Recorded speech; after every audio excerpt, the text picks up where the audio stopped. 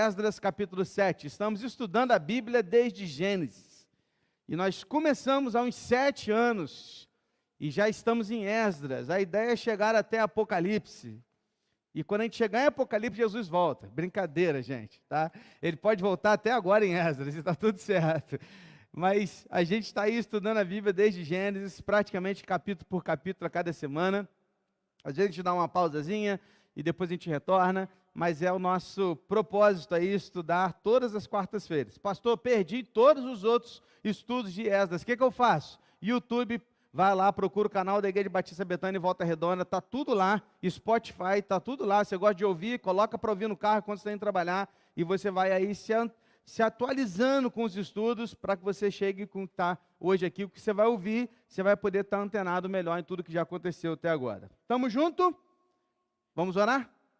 Deus, colocamos as nossas vidas diante de Ti e pedimos, fale conosco, e que esse estudo possa encontrar um lugar mais que especial nos nossos corações, e que sejamos impactados, transformados, e aprendamos, ó Deus, mais de Ti, à luz das Escrituras, e que o Teu Espírito possa nos iluminar a fim disso. Pedimos e oramos em nome de Jesus. Amém, Senhor. Gente, nós estudamos 6 capítulos de Esdras, e é só no capítulo 7 que entra o personagem dessa história, o personagem que dá o nome ao livro, né, Esdras. Ele só vai entrar na história aqui no capítulo 7. Esdras, ele vai aparecer aqui nesse momento. E hoje nós vamos ver como que a boa mão do Senhor estava sobre ele, e como ele ousou servir, como ele se dedicou, como ele se entregou para fazer a obra do Senhor. Bom, antes de qualquer coisa, antes de a gente ler, antes de a gente fazer qualquer coisa, presta atenção aqui, presta atenção. A boa mão do Senhor estava sobre Esdras, e ele fez o que fez porque Deus estava com ele, ok? Isso não tira também e não minimiza a importância da piedade pessoal de Esdras, da sua grande capacidade como estudioso da palavra, e não ignora também o fato dele se dedicar ao Senhor. Tampouco a ajuda que o rei Artaxerxes vai dar nesse período que você vai entender daqui a pouco. O que eu estou querendo te dizer? Presta atenção. Tem muita gente que fala assim, bom, já que a boa mão do Senhor está sobre mim, Ele me escolheu, Ele me salvou e eu sou servo dEle, então eu posso fazer e se eu fizer de qualquer jeito está bom. Não. Esdras estudou, Esdras se preparou, Esdras se dedicou, Esdras se colocou à disposição, Esdras se colocou na brecha. Entenda isso. O fato de você estar nas mãos do Senhor e a mão do Senhor estar sobre a sua vida, não diminui a importância de você se preparar, estudar, fazer o seu melhor, buscar o seu melhor, independente de qual é o seu ministério. Então, se você tem um ministério de música, você vai se dedicar e vai aprender música. Se você tem um ministério do ensino, você vai se dedicar e vai aprender a ensinar. Se o seu ministério é servir, você vai se colocar a servir com alegria. E aí por diante. Você vai se capacitar para isso. Não é porque eu sou pastor, escolhido por Deus, chamado por Deus para o ministério, que eu não me preparo, não me preparei, não estudei. Eu estudei e muito, e tenho estudado o tempo todo, e preciso continuar estudando. Isso não minimiza a minha dedicação e a sua dedicação naquilo que o Senhor nos chamou para fazer. Estamos juntos? Amém? Então, se você é servo de Deus, se você ousou servir no reino de Deus, na igreja de Cristo, não pare de se preparar. Continue se preparando, estudando, se dedicando, o máximo, cada vez mais. Ok?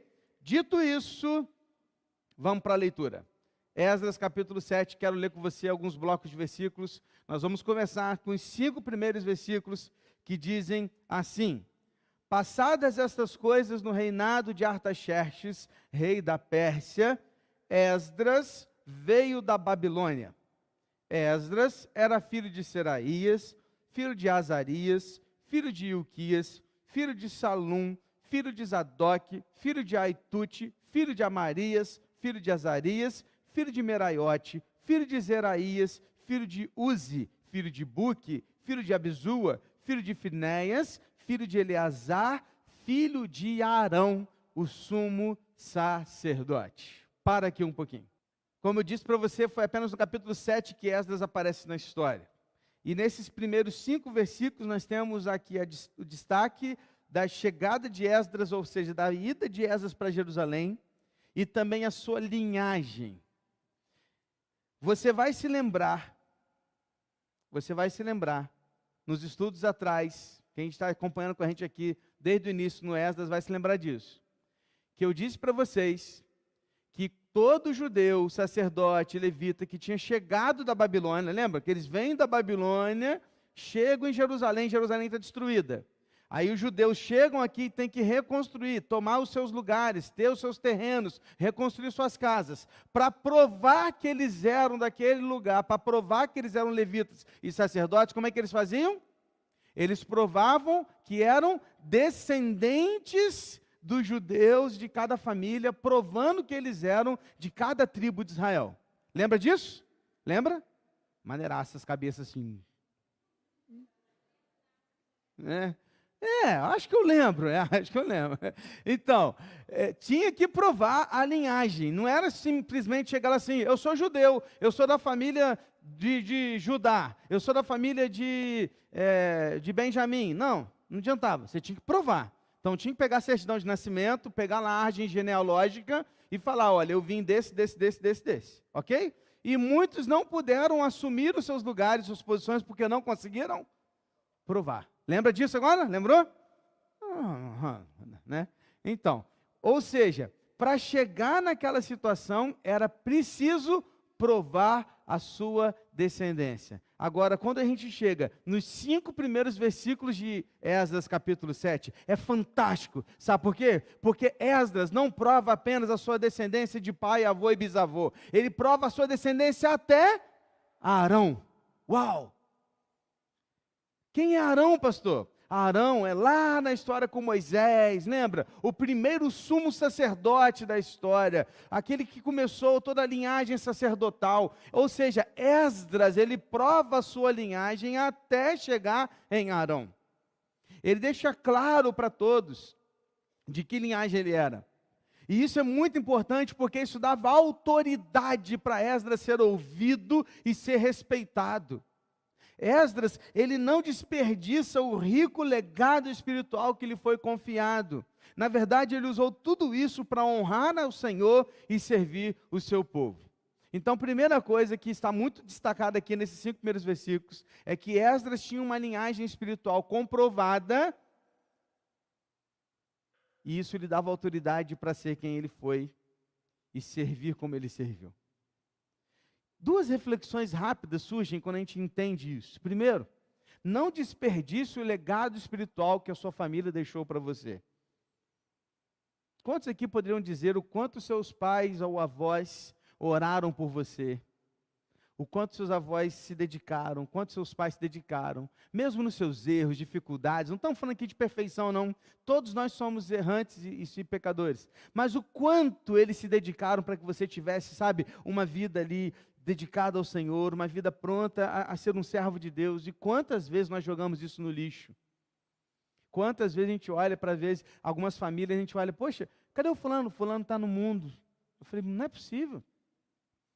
Tudo que o pai fez, tudo que o avô fez, e joga fora uma linhagem espiritual construída até ali.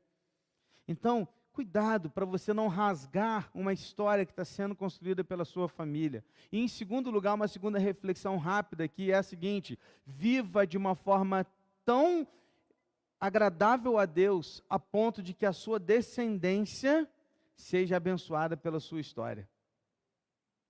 Amém? Abraham Lincoln, uma vez conversando sobre isso, ele falou assim, olha, eu não sei quem são os meus avós, mas eu sei quem serão os meus netos. Porque o que eu vou deixar para eles é um legado de vida com Deus. Não importa o que os meus antepassados fizeram, a partir de agora, os meus próximos, eles conhecerão quem é Deus. Está entendendo isso? Então é nossa responsabilidade construir um legado a fim de que os nossos netos e bisnetos possam dizer um dia, olha, hoje eu sirvo ao Senhor, porque o meu avô, porque o meu bisavô, ele entregou a vida dele tão grande ao Senhor, que ele construiu essa história aqui, esse legado espiritual deixado para nós. Amém, irmãos? Isso é muito forte, queridos. Porque nós precisamos entender que filhos são herança do Senhor. E nós precisamos cuidar bem das heranças que o Senhor tem nos dado. Estamos juntos? Vamos continuar? Versículos de 6 a 10. Ele era escriba versado na lei de Moisés, dado pelo Senhor Deus de Israel. E como a mão do Senhor, seu Deus, estava sobre ele, o rei lhe deu tudo o que ele havia pedido. Também vieram para Jerusalém alguns dos filhos de Israel, dos sacerdotes, dos levitas, dos cantores, dos porteiros e dos servidores do templo. Isto foi no 7º ano do reinado de Artaxerxes. Esdras chegou a Jerusalém no 5º mês, no 7º ano deste rei. Ele partiu da Babilônia no 1º dia do 1º mês e no 1º dia do 5º mês, ou seja, 5 meses, para chegar a Jerusalém. Porque a mão bondosa do seu Deus estava sobre ele.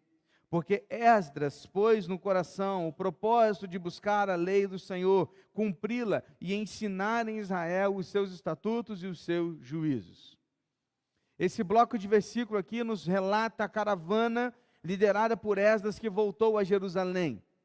A gente sabe pela história que há 3 grandes caravanas que retornaram da Babilônia. A primeira caravana retornou com Zorobabel, que é essa que já está vivendo aí tudo que a gente já falou até agora, até o capítulo 6. Agora Esdras chega com a segunda caravana, bem menorzinha do que a primeira, mas ele retorna com muitos levitas, cantores, porteiros, pessoal da parte religiosa. Ele volta com muita turma dessa para Jerusalém. E a terceira caravana, que é o próximo livro que vamos estudar, é a caravana que vem com Neemias. Então são 3 grandes caravanas que retornam da Babilônia. Esdras está aqui sendo relacionado nessa segunda caravana. Mas eu não quero hoje destacar esse passo aqui da caravana. Eu quero destacar dois versículos aqui, nesses de 6 a 10, que para mim são fundamentais e importantes demais para a gente poder entender toda a história de Esdras. Se você puder sublinhar, se você puder marcar na sua Bíblia, se você puder marcar no seu celular aí, né, deixar anotado, porque esses versículos são muito importantes para entender toda a história de Esdras, ok? Versículo 6 é o primeiro. O versículo 6 diz assim: ele era escriba versado na lei de Moisés, dada pelo Senhor Deus de Israel. Ouça isso agora. E como a mão do Senhor, seu Deus, estava sobre ele, o rei lhe deu tudo o que ele havia pedido. Esse versículo deixa claro que Esdras era um estudioso, um letrado. E muitas vezes a gente olha para estudiosos, e muitas vezes a gente vê estudiosos que são mais retraídos, mais reservados, mais introvertidos, que se satisfazem tranquilamente com uma biblioteca sem pessoa nenhuma ao seu lado. Certo? Estudiosos podem ficar dias e mais dias olhando para um livro e vários livros sem ter ninguém por perto. Por quê? Porque muitas vezes eles gostam mesmo é das letras, eles gostam mesmo é dos livros, eles gostam de estudar. Mas Esdras não era esse cara. Esdras era um estudioso, um letrado, mas alguém que ousou servir. Perceba o que o texto diz: que o rei deu tudo o que ele havia pedido. Então quer dizer que ele pediu. É a interpretação de texto, certo? Então o rei deu tudo o que ele havia pedido. Isso significa que ele pediu. Ele ousou servir, ele ousou pedir. É claro, queridos, que isso só aconteceu porque a mão boa do Senhor estava sobre ele. Mas se ele não tivesse pedido, talvez o rei nunca saberia o seu desejo. Sabe que muitas vezes a gente falha como servos do Senhor, nós não pedimos.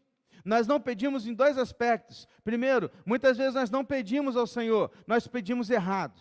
Porque muitas vezes o nosso pedido é: Senhor, me dá isso. Senhor, eu preciso disso. Senhor, me abençoa nisso. Senhor, eu preciso. É só a gente. É eu, preciso. Enquanto que poderíamos estar orando da seguinte forma: Senhor, eis-me aqui. Usa-me, Senhor. Senhor, estou aqui. Quero ser o seu servo, usado para a tua glória, para a tua honra, para o teu louvor. Senhor, estou aqui à sua disposição. O que o Senhor quer me usar? Não, a oração não é: Senhor, o que essa igreja pode me dar? A oração é: Senhor, o que eu posso contribuir para que essa igreja se desenvolva? É isso, tem que mudar. A oração tem que ser diferente. E não apenas esse tipo de pedido, mas também o pedido com relação ao próximo. Porque Esdras, ele foi e pediu ao rei. Ele chegou ao rei Artaxerxes e pediu. O que ele pediu, pastor? Bom, relacionado ao que ele ganhou, ele pediu muito. Porque você vai ver daqui a pouco a carta que Artaxerxes escreve, dando tudo. O que ele estava dando? Cara, se ele pediu o que Artaxerxes deu, Esdras é um cara que eu já gostei ainda mais dele, cara. Visionário, olhando lá em cima, cara. Eu vivo falando para vocês que eu estou pedindo um terreno na pista. E eu estou pedindo mesmo. Toda hora eu passo ali na pista todo dia, eu olho para o lado e eu peço, Senhor, dá para a gente. Estou pedindo. Vou continuar pedindo até o dia que Deus fala assim, não é para você. Ou então que Ele fala assim, estou te dando. Mas a gente precisa pedir. Já estou na ideia de pegar o telefone do dono desse terreno aí e falar com ele, cara, deixa eu falar um negócio, esse terreno um dia vai ser nosso, os homens da igreja já estão orando por isso. Não tem dinheiro para comprar, mas já coloca na sua agenda aí que nós vamos um dia te procurar. Já estou pensando, porque quando eu olho para Esdras e o que ele ousou pedir, meu irmão, olha o que ele vai ganhar, depois você vai ver. Quando o objetivo for a glória de Deus, a realização da sua vontade, seja ousado, sonhe alto, busque, peça, procure. Porque a boa mão do Senhor está sobre os seus servos. Não pense pequeno em relação ao reino de Deus. Não se satisfaça com as migalhas que as pessoas podem dar, mas nem com as migalhas que você está dando. Dê o seu melhor. Se preciso for, corra atrás, busque, peça, mas para Deus precisamos ter ousadia e determinação. Peça. Peça. Precisamos fazer isso, queridos. Preste atenção. Esdras entendeu o seu propósito. E ao entender o seu propósito, ele começou a pedir. Ele ousou pedir. Mesmo sem saber se ele iria receber. Mas ele pediu. Por que ele pediu? Porque ele estava olhando lá na glória de Deus. Ele estava olhando no propósito do chamado dele. Ele estava olhando naquilo que Deus tinha chamado ele para fazer. Você está entendendo isso? Faz sentido para você? Amém? Ouse pedir. Se o resultado do seu pedido é a glória de Deus, ouse pedir. Peça. Vá além. Olha o que diz o versículo 10 agora. Olha o que diz o versículo 10. É outro versículo que você devia sublinhar, circular, marcar, passar a marcar texto. Olha o que diz o versículo 10. Porque Esdras pôs no coração o propósito de buscar a lei do Senhor, cumpri-la e ensinar em Israel os seus estatutos e os seus juízos. Esdras pôs no seu coração o propósito de buscar a lei do Senhor. Não apenas buscar, mas cumpri-la e ensiná-la. Agora, preste atenção. Se a gente apenas ler esse versículo 10, fora do contexto, já seria algo maravilhoso. Concorda comigo? Porque fora do contexto, a gente leu isso aqui, esquece que é Esdras, tá? Porque o servo pôs no coração o propósito de buscar a lei do Senhor, cumpri-la e ensinar a Israel os seus estatutos e seus juízos. Não é top? Cara, é uma coisa que a gente olha assim, poxa, que fantástico que esse homem pediu, que esse homem desejou fazer. Agora, vamos colocar dentro do contexto?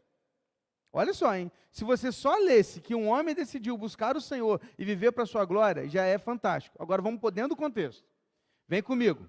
Esdras nasceu na Babilônia. Esdras não nasceu em Jerusalém, Esdras nasceu na Babilônia. Isso significa que ele não viu o templo em pé de Salomão, ele não viu nenhum tipo de cerimônia religiosa que os judeus faziam, ele não participou de nenhuma festa da Páscoa, dos tabernáculos ou das trombetas. Isso significa que Esdras não conhecia o sistema religioso dos judeus. Está entendendo comigo agora? O que eu estou querendo te dizer é o seguinte, a Babilônia, além disso, era um lugar promíscuo, o centro da imoralidade e do pecado daquela época. Então preste atenção, Esdras nasceu no centro da promiscuidade, do pecado e da imoralidade. Esdras nasceu nesse lugar. Ele não conhecia as cerimônias religiosas do seu povo, do seu Deus, ele não conhecia, porque ele nasceu na Babilônia. Ou seja, para qualquer jovem que tivesse nascido num contexto de promiscuidade e imoralidade, a probabilidade desse jovem ceder às ofertas do pecado é gigante. Sim ou não, irmãos? Sim. Porém, o texto diz que Esdras, em meio à cultura do pecado, rodeado de ofertas imorais, vivendo num país entregue à escravidão do pecado, sendo jovem, escolheu estudar a palavra de Deus, cumpri-la, a fim de agradar o seu Deus, no qual ele nunca tinha participado de culto. Nunca tinha participado de um culto. Mas ele decidiu dedicar a sua vida ao Senhor. Mudou? Agora esse versículo, ele ficou ainda mais especial, porque ele está dentro do contexto. Esdras não se ateve a estudar apenas a palavra de Deus, mas ele estudou, cumpriu e também decidiu ensinar. Uau! Querido, se o nosso conhecimento da verdade não redunda em obediência, em lugar de ansiarmos pelo Senhor, acabaremos cheios de orgulho. Mas quando eu olho para esse texto, eu vejo um homem dedicado a não apenas conhecer a palavra, mas a obedecê-la.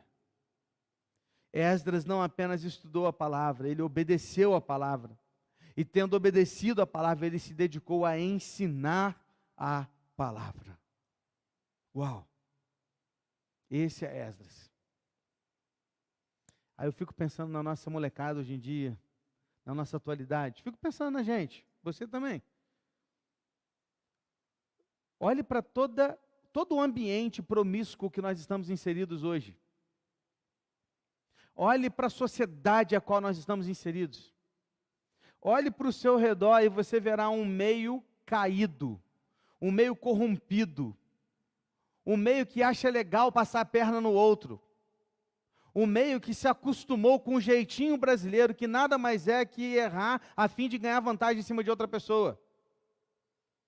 Estamos inseridos no meio onde é normal falar que aborto é legal. Num meio em que agora até drogas já está sendo liberado. Estamos vivenciando um meio e nossos filhos, os nossos netos, vão pegar pior que a gente. Isso não é para você deixar de ter filho.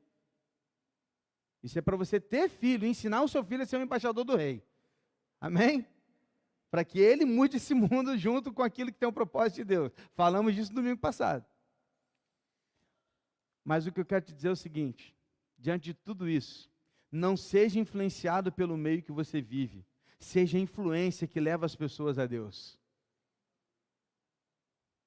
Não se renda às ofertas do pecado. Renda-se ao Senhor. Mesmo que todos estejam fazendo errado, mantenha-se firme ao lado da palavra de Deus. Porque com relação à palavra de Deus, nós devemos ter 3 atitudes. Lembra disso. Com relação à palavra de Deus, você deve conhecê-la, obedecê-la e ensiná-la. Pastor, eu não sei ensinar a Bíblia. Sabe.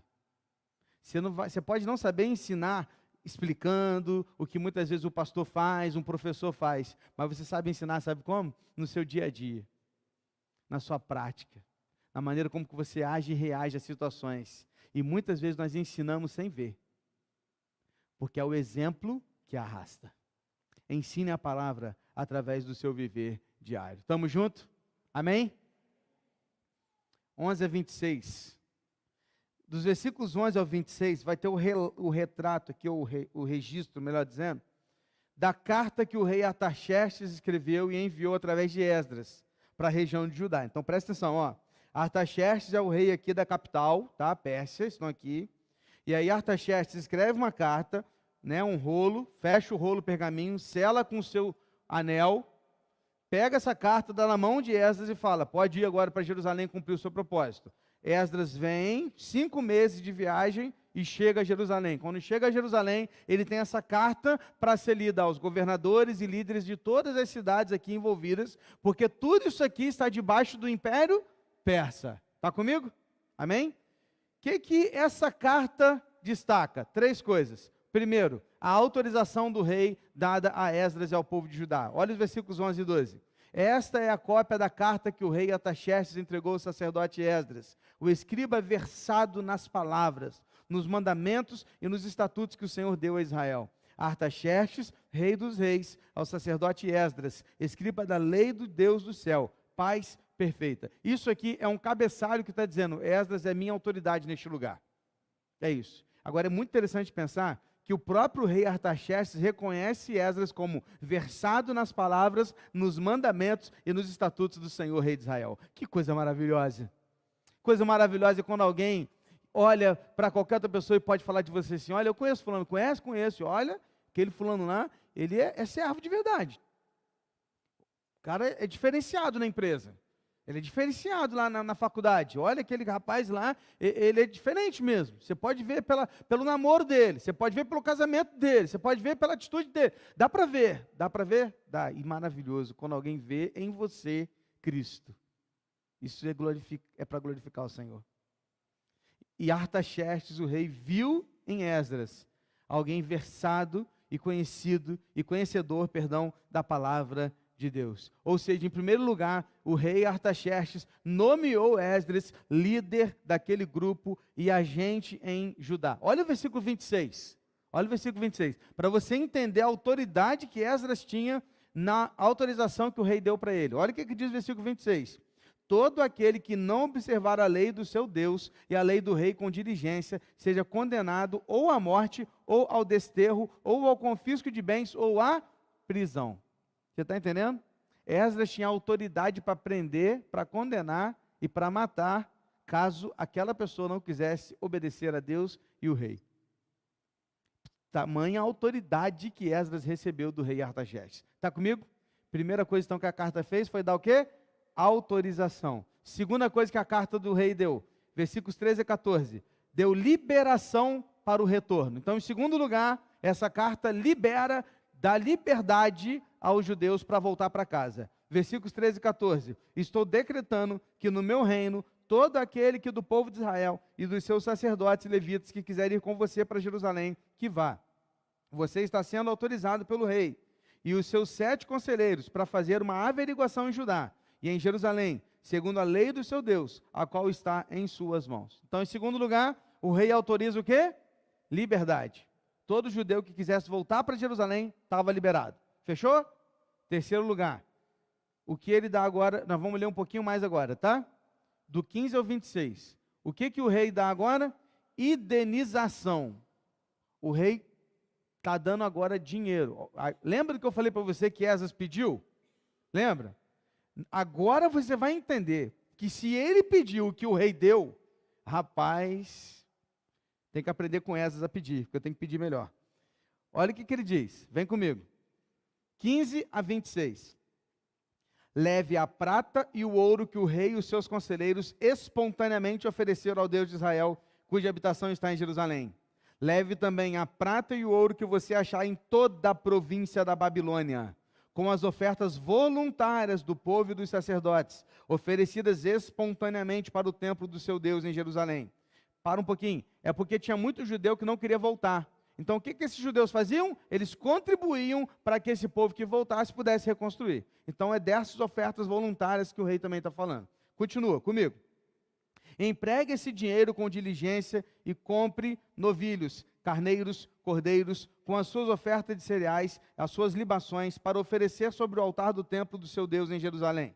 Com o resto da prata e do ouro, você e os seus irmãos podem fazer o que acharem melhor, segundo a vontade do seu Deus, e os utensílios que lhe foram dados para o serviço da casa do seu Deus, restitua-os diante do Deus de Jerusalém. E tudo mais que for necessário para o templo do seu Deus e que você tiver de providenciar, será pago pela casa dos tesouros do rei. Ele está dizendo o seguinte, todos os utensílios do templo vai ser pago pelo reino. É isso que ele está dizendo. Se não tiver ali ainda porque perdeu, ele vai comprar um novo para colocar no lugar. É isso que ele está dizendo. Aí ele continua. Eu mesmo, o rei Artaxerxes, estou decretando a todos os tesoureiros que estão do outro lado do Eufrates, que segue, entreguem diligentemente tudo que o sacerdote Esdras, escriba da lei do Deus do céu, solicitar, até 3.400 quilos de prata, 10.000 quilos de trigo, 2.000 litros de vinho, 2.000 litros de azeite e sal à vontade. Tudo que for ordenado pelo Deus do céu, que se faça com exatidão para o templo do Deus dos céus. Pois porque haveria grande ira sobre o reino do rei e dos seus filhos, Também informamos a respeito de todos os sacerdotes e levitas, cantores, porteiros, de todos os que servem na casa de Deus, que não será lícito impor-lhes nem direitos, nem impostos, nem pedágios. Resumindo a história, todos os líderes religiosos, sacerdotes, levitas, porteiros, cantores, que serviam no templo, estavam livres de imposto de renda, imposto de qualquer coisa que eles viessem a ter que pagar. Beleza? Ok? Então, naquele tempo foi assim que aconteceu. E além de todas as ofertas que o reino deu para eles. Quem que é os que estão do outro lado do Eufrates? Eufrates divide aqui. Do lado de Eufrates está Judá e Jerusalém e outros povos. Do lado de cá está a Pérsia e a sua capital. Então, tudo que está do lado de cá do Eufrates, todos os reinos aqui, que estão debaixo do Império Persa, deveriam pagar aos judeus para que eles reconstruíssem o templo e a cidade. Estamos juntos? Para terminar. E você, Esdras, conforme a sabedoria que o seu Deus lhe deu, nomeie magistrados e juízes que julguem todo o povo que está na região do outro lado do Eufrates. Isto é, todos os que conhecem as leis do seu Deus, e que elas sejam ensinadas aos que não as conhecem. Todo aquele que não observar a lei do seu Deus, e a lei do rei com diligência, seja condenado ou à morte, ao desterro, ao confisco de bens, ou à prisão. Ou seja, em terceiro lugar, o rei ordenou a todos que patrocinassem a reforma do templo e de toda a cidade de Jerusalém. Ele indenizou os judeus por todo o tempo de escravidão que eles passaram na Babilônia. Porque Deus faz assim. Se ele precisar usar um rei para levar o povo para a escravidão, para ensiná-los, ele vai levar. Mas se ele precisar usar um rei para pagar todas as despesas da reconstrução do templo dele, ele vai fazer, porque ele é Deus. E em Ageu, que é um profeta desse tempo, ele disse, o Senhor disse através de Ageu, minha é a prata, meu é o ouro. Amém, irmãos? E aqui está a prova disso. Porque a prata do reino foi entregue, o ouro do reino foi entregue aos judeus. Estamos juntos? Fechando então o nosso estudo de hoje. Versículo 27 e 28 diz assim. Bendito seja o Senhor Deus dos nossos pais, que deste modo moveu o coração do rei para adornar a casa do Senhor em Jerusalém, e que estendeu para mim a sua misericórdia diante do rei, dos seus conselheiros e de todos os seus príncipes poderosos. Assim eu me animei, porque a mão do Senhor meu Deus estava sobre mim, e reuni alguns chefes de Israel para voltarem comigo. Para a gente terminar, por fim, Esdras encerra o capítulo 7, reconhecendo que tudo que havia acontecido até aqui era a boa mão do Senhor sobre a sua vida. E a gente fecha entendendo 3 resultados que devem acontecer quando nós ousamos servir a Deus com fidelidade e dedicação. O resultado não tem como ser outro.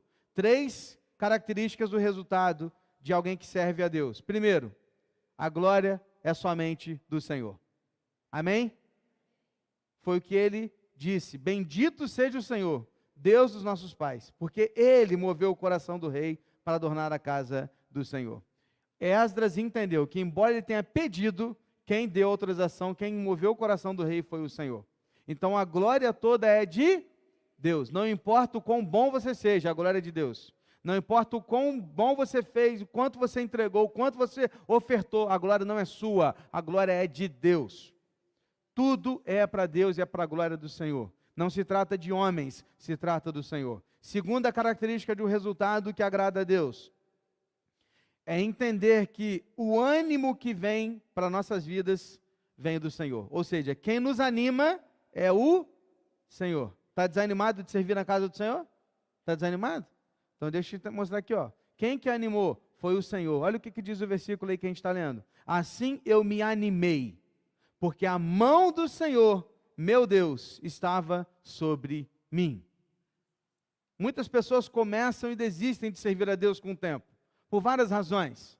Por decepções, por questões humanas, porque uns não fizeram o que eu gostaria que tivesse feito, porque não está do jeito que ele imagina que deveria ter acontecer, porque não é assim, porque não é aquele jeito, enfim, tem 1 milhão de justificativas para não servir ao Senhor. Mas existe uma muito maior, que nos anima a servir no reino de Deus, que é a boa mão do Senhor que está sobre as nossas vidas. O que animou Esdras foi a boa mão do Senhor, e ele ousou servir, porque a boa mão do Senhor estava sobre ele. O que nos anima é o Senhor. Não desista, não desanime, não pare, porque o seu ânimo não vem dos elogios, não vem daquilo que acontece ao redor, mas vem do Senhor. Ele é o nosso Deus. E por 3, em terceiro lugar e último, para a gente terminar o estudo dessa noite. Motivados por Deus, agora nós influenciamos outras pessoas. Presta atenção. A glória é somente do Senhor, o ânimo para trabalhar vem do Senhor, e em terceiro lugar agora, eu animo outras pessoas. Eu influencio outras pessoas para que elas sirvam ao Senhor. O que diz o versículo lá no final? Eu me animei porque a mão do Senhor meu Deus estava sobre mim, e reuni alguns chefes de Israel para voltarem comigo. O que Esdras fez? Ele estava animado, estava pronto para voltar, e ele chamou a galera, ó, vem cá todo mundo, vamos embora, nós vamos voltar, nós vamos fazer uma grande obra, nós vamos fazer para o Senhor, vamos embora todo mundo comigo. Ele animou os outros, para que também fossem servir o Senhor. Ele não apenas foi sozinho, mas ele conseguiu motivar outros a irem com ele. Amém? Seja alguém que influencia pessoas, ao ponto de levá-las a servir ao Senhor. Seja aqui do seu lado, na sua igreja, seja lá na sua casa, com seus filhos, seu marido, sua esposa, não sei, seus pais, anime-os. Ah, acordei meio desanimado hoje. Você tem que ser aquele cara que, não, desanimado nada, vambora, tá na hora. Você que tem que ser esse cara, entendeu? Ah, eu não quero ir hoje, não quer nada, vambora. É assim que tem que ser. Ah, nós vamos chegar lá, vai estar cheio, não vai ter lugar, não tem problema de ficar em pé do lado de fora, mas nós vamos, entendeu a parada? Você tem que ser aquele que anima. Ou então fala assim, então nós vamos chegar cedo, porque se a gente chegar cedo, a gente vai sentar lá na frente. Então anima, seja alguém que anime o outro, para que juntos a gente possa servir o Senhor, o nosso Deus. Amém, irmãos? Ouse servir.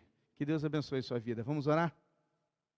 Feche seus olhos, coloque sua vida diante do Senhor, ore, da maneira como nós falamos aqui, no momento do nosso estudo. Não ore pedindo nada para Deus agora não. Eu sei que você tem muita coisa que precisa, a gente também precisa, mas não ora assim agora, Senhor, me dá aquilo, me dá aquilo, Senhor, me abençoa, não, ora assim não. Ora diferente hoje. Ora assim, Senhor, eu estou aqui, eis-me aqui. Onde o Senhor quer me usar? Ah, eu já estou idoso, já estou cansado, mas onde o Senhor quer me usar? Onde que eu posso ser útil? Ah, eu sou novo, eu ainda não conheço, eu sou recém-convertido, estou batizando agora, mas onde que eu posso servir? Aonde? Seja como Esdras, ouse servir. Não desanime pelas dificuldades, pelos problemas, porque o que mais que tem ao nosso redor são circunstâncias para nos fazer desistir. É o que mais tem. Mas existe um motivo muito maior que nos leva a servir. A boa mão do Senhor que está sobre nós. Pai, nós queremos nos colocar agora em tuas mãos. Juntos como igreja oramos ao Senhor.